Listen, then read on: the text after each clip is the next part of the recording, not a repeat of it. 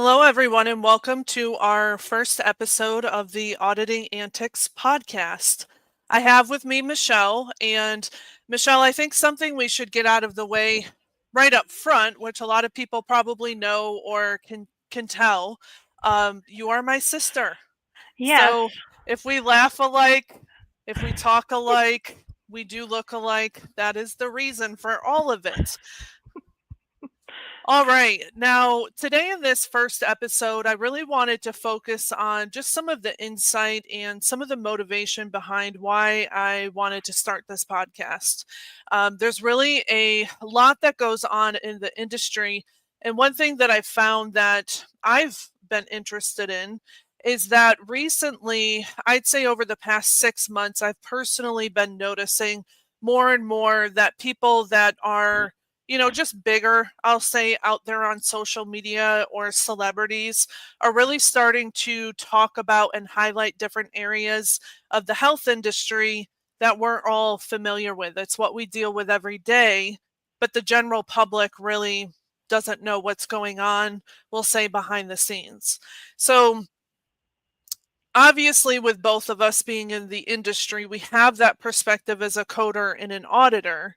But I wanted to add this other component as to the consumer side.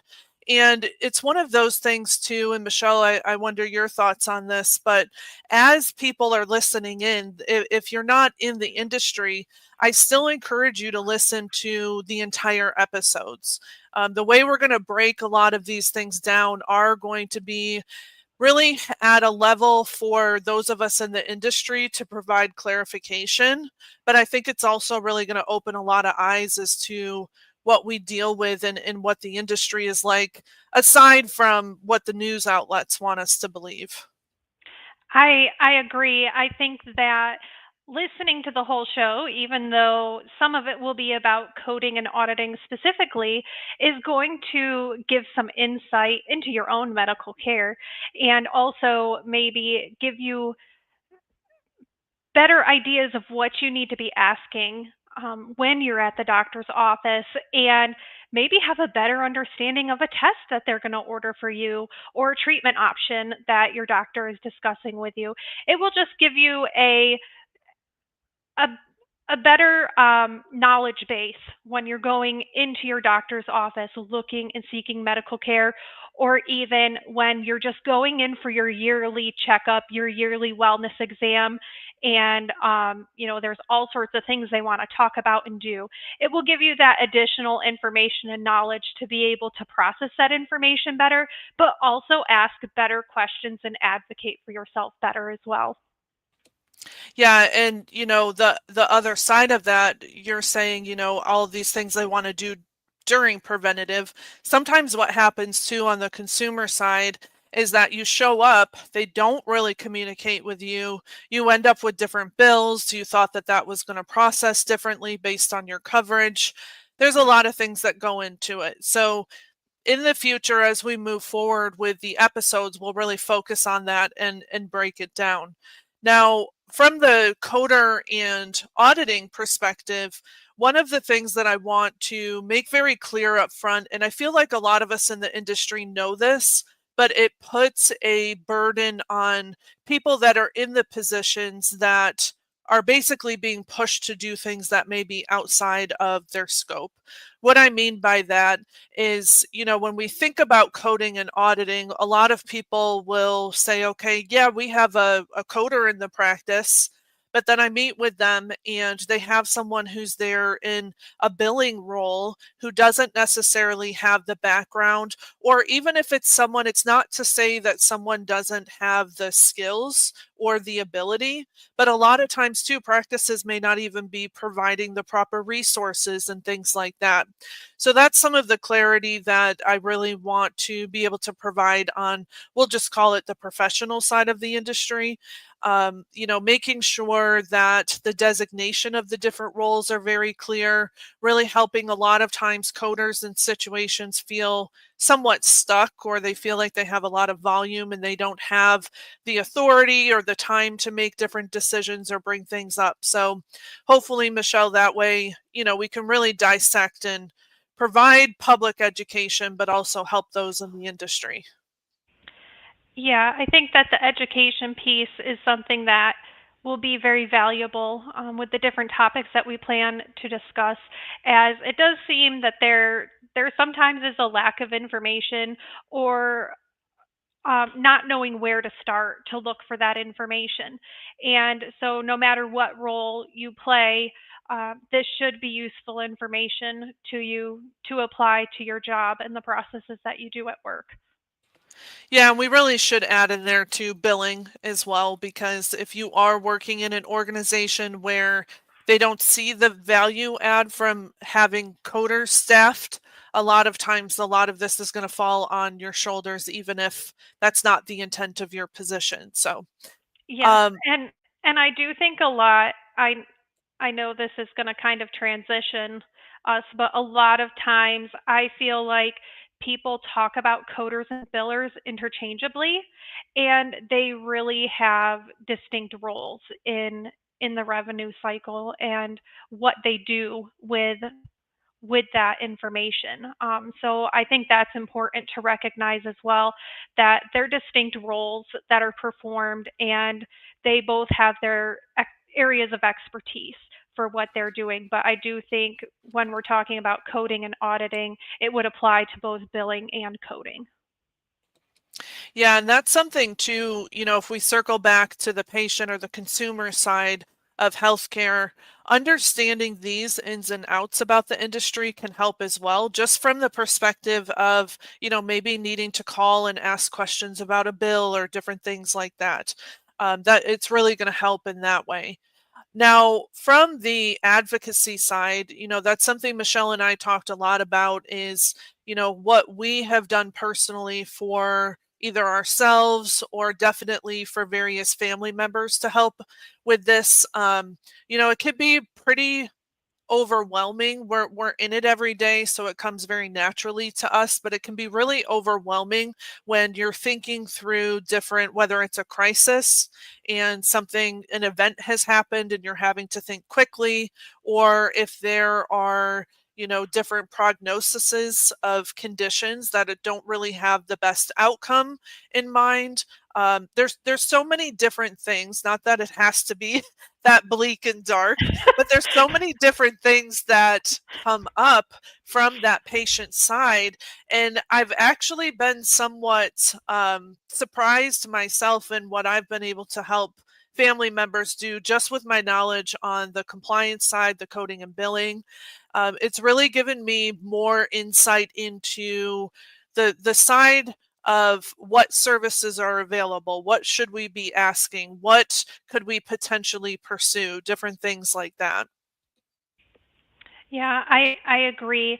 I think that patients forget that they can advocate for themselves. Yes, the provider that you're seeing is the expert or supposed to be the expert or direct you to the expert, but it is okay to if you're not getting the answers you need.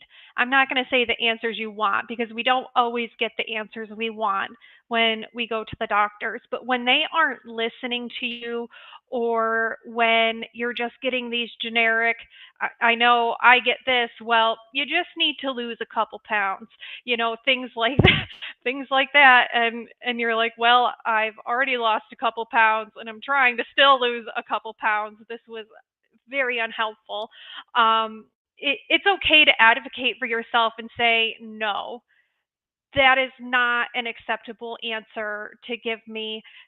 This is what we all do it. We research our own symptoms or what we think we have, and it's okay to bring that information to your doctor and say, this is what I found, what do you think of it, what can we do to either prove that this is correct and get me this diagnosis, or rule it out. So it's okay to advocate for yourself. I will say it's important to advocate for yourself respectfully. I think some You mean practices, not shouting? yeah, I know that it can get really emotional at times when you're there at the doctor's office and you're really searching for these answers. and you've been anticipating waiting being seen, and then you get something that feels like you're being brushed off and not listened to. It's okay to be upset about that, but it's really important to keep in mind that you have a goal you're trying to accomplish. And I think that in recent years with things like COVID and things like that, there has been some tension that comes into the healthcare workers and things like that. So they can sometimes be like, well, we're just not going to treat you. Um, and so I would recommend doing that in a way that, your emotions don't come into it, but make sure that you're making your needs known and that your needs are being met. Yeah, and another piece of that when you were talking about, COVID and those types of emotions and everything, I think a lot of times people don't realize what resources are available within inside of the organizations that they're being seen, especially if you're being seen within a hospital system. We had a situation last year with a family member, and both of us were very frustrated, saying, this can't be the way it is. We were fully aware, and also, like you said, a lot of times, especially if you have to see a specialist, you're waiting and waiting and waiting. So if you go and you get to finally have a conversation with that physician, and then it just leads to more questions after, that can be really difficult too. But another part and another perspective of this podcast that I think is really going to help bring everything together is from that standpoint of understanding the inner workings of these practices that you're being seen in. Because one thing that happened, that we helped work through last year, Michelle, there were some issues with a particular hospital system. It was really frustrating. And it wasn't the whole system. It wasn't like we said, oh, hospital XYZ is awful. Nobody should ever go there. To your point, that's not the approach to be taking. And, through the process, we of course are aware that there's different advocacy departments and things like that, different admin positions that are specifically there for the patient. And, we had to work through calling into an office and actually finding out there was a social worker who was working there. I had no idea that some of these specialists have social workers there to help coordinate. That was extremely helpful because that person knew who needed to be contacted. She also was fully aware of who to reach out to in that next step as far as referrals, additional testing. And, if we had just sat there grumpy and mad and complaining back and forth, between ourselves, that really wouldn't have accomplished much, outside of getting that help. And then the last thing I'll speak to here, and Michelle, I know you've dealt with this a lot as well, is that component of looking for the administrators and what those different resources are in the organization. So in this situation, there was a massive disconnect in the practices. What would you say, Michelle? Maybe their front desk workflow? Absolutely. That work that really didn't associate with the the doctor's direct care of our Exactly. Yeah. family member, but implementing that provider's care plan, there was a huge ball dropped on the office staff that was responsible for that um, Yeah. in that And instance. one thing that I was able to do is reach out to the admin, and I keep saying admin because I forget the name or the title of the person, but it was an advocacy position. Patient advocate is what you can typically research if that's what you're looking for. But reaching out to them, they initially wanted to brush me off, and it was like, I had to kind of pause and have this conversation with them. I'm in the industry, I'm aware of the way things can happen. I study workflows, I work with practices to correct workflows, and this is a large issue that could have led to a bigger medical complication problem. So you may want to brush it off because it may be a different division of your entity, but think about this more broadly. This could be something that is a malpractice type issue or a legal issue. It can, not saying it went to that extent or anything, but it could. And these different things are in place to help, protect patients. That's another thing I think that is forgotten. There's different things in place for patient safety, patient protection, making sure that they're getting, their full amount of care that they should be receiving. So I think there's a lot that, we can really put out there from a public education perspective and help from inside the industry and outside. Now, Michelle, one of the things that I want to touch on, and just so everyone knows too, today we're going to talk more heavily on the consumer side, the patient side, just because I want to make it really clear with the intent of this podcast. Just like we said in the very beginning, it's not just for those of us in the industry. If we're a coder, a biller, an auditor, consultant, whatever it is, we already know our day-to-day struggles, right?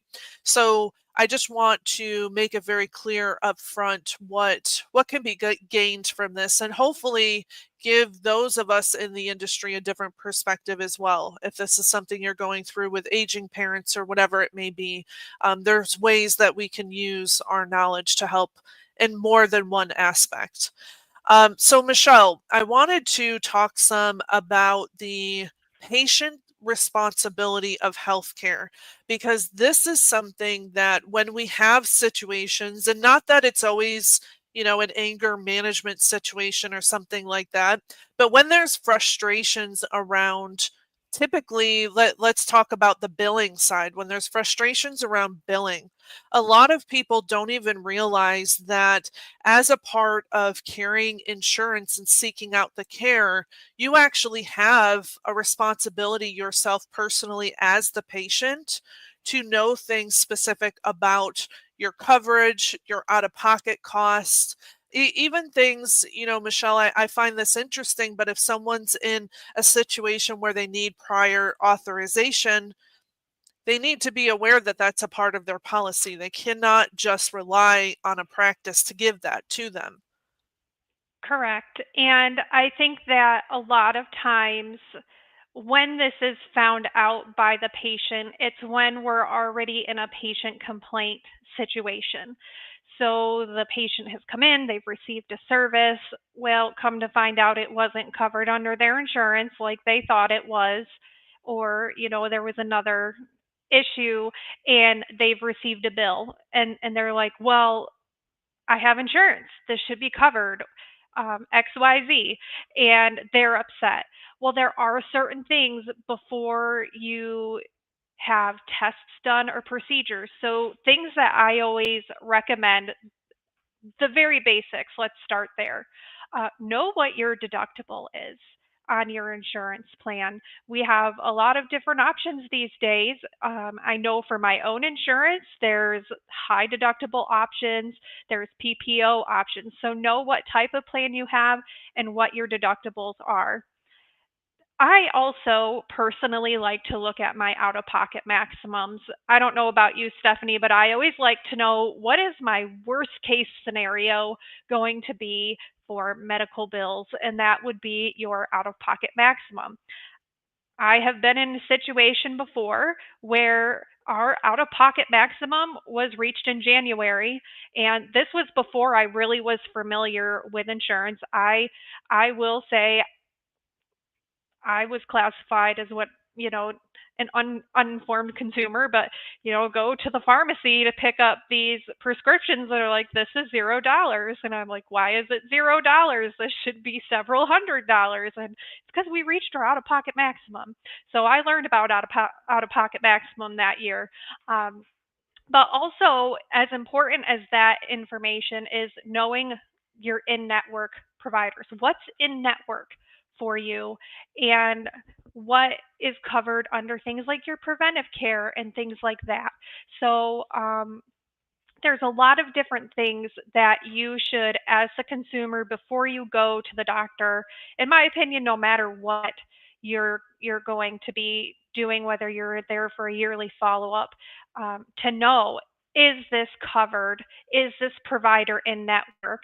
What's my cost if I see an in network provider? What's my cost if I see an out of network provider? Our insurance companies often have really great patient portals or member portals that have all of the information that pertain to your specific health insurance. You can look up um, drugs. I know on mine I can put in the name of a drug and it will tell me the estimated cost. Mine even breaks it down by pharmacy, which is pretty nice because that can give me an idea of when I go to the doctor, maybe I need to go to this pharmacy down the street because it actually ends up being $15 cheaper. So there's a lot of information right on your own insurance member portal that is specific to your coverage that you could go obtain for yourself. Yeah, and I think it's also important, and this is going to sound very harsh, but it's important to understand that when your practice that you go to does all of that work for you. So if they tell you, hey, you owe this today for this reason, that's actually considered to be a courtesy of the practice. Now, with that being said, the reality of the situation is the reason that they do those types of things is because it moves along their revenue cycle. So they're less likely to have issues with sometimes claim submission, definitely on the reimbursement side or the collecting of the monies from the patient or the payer, whoever it may be. But it is actually a courtesy, and not everybody realizes it. I come across sometimes those rare situations. It usually is a much smaller practice that is just not staffing appropriately to handle the amount of lift that comes from this. But it's not something to be expected. And from, like you said, from a patient satisfaction perspective, this really becomes a problem because a lot of times when people are upset, Michelle, we've seen different posts from acquaintances or things like that on Facebook, for example, or I've had phone calls from friends and family wanting to break down the bill and understand, they went in for this. The provider brought up this other subject and now they have a $500 bill. So there's a lot that goes into the behind the scenes side of this, but overall it absolutely is a courtesy that they're doing it for you, even though they technically do it for their own benefits. Um, Now, one of the things too, and Michelle, we talked about this before, was COVID as an example. And, the fact that a lot of patients just thought, okay, I have COVID, this is going to be covered. And, there was a lot of misunderstanding, but then I also wonder too, how was that implemented inside of these insurances? From the payer perspective, were they changing things in the algorithms to allow it? Because there definitely were a lot of denials happening or patient balances. What are your thoughts on that? I know that you've seen and heard that a lot as well. Yeah, so first of all, when COVID happened, you heard all over the news. Anything COVID related wouldn't cost you anything. There would be no charge for that, and that was not always the case. It really depended upon a lot of different factors, but also, as you know, Stephanie, things were changing daily with the insurances, sometimes even by the hour, with what they were allowing, what was required. So it was a lot to keep up on. And in situations like that, it would be so important to have a strong understanding of how your own insurance works, or even get right on the phone with your insurance company and say, these are my concerns. What do I need to do if this situation arises? With something like COVID, that was a little bit more easily to predict. I'm not saying that you want to call your insurance up and say, well, what if all of these different scenarios happen? How is that going to it needs to be realistic in order to be able to get an actual idea of what something is going to cost you. But sometimes you hear things on the news. And I think my point in all of that is if you hear it on the news, trust but verify. Always trust but verify, because this is a reporter writing a story about something they may not even fully understand. And it's important to always take that information and do your own research. Don't just assume that that is going to be correct and take that as truth. So if you hear it on the news, I know there's a lot on the news right now regarding healthcare and things, and I'm sure there's going to be a lot more. So always make sure you're following through and taking a look at what your own personal policy covers and having that knowledge so that you can make the best decisions about your treatment with you and your doctor. Because that's the other thing, doctors don't know every single insurance plan that is out there. They don't know all of the policies off the tops of their heads. They sure have a lot of knowledge and a lot of expertise, but I don't think you would find one that would sit down and be like, okay, you have United Healthcare. So this is what's going to be covered for you. So that's why it's really important that you go in with that knowledge so that as your provider is making those recommendations to you, you can make those decisions for your care informed about how that's going to impact you financially. Yeah, and another thing that not everybody realizes, if you have that employer-based coverage, your employer has a say to some extent as to what that coverage is going to look like. So we couldn't say to a practice, all of your patients with Blue Cross Blue Shield can have all of these services covered in this way.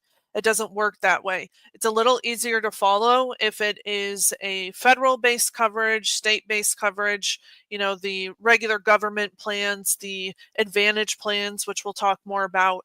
But, that's how granular this can become when we talk about the different situations in the industry.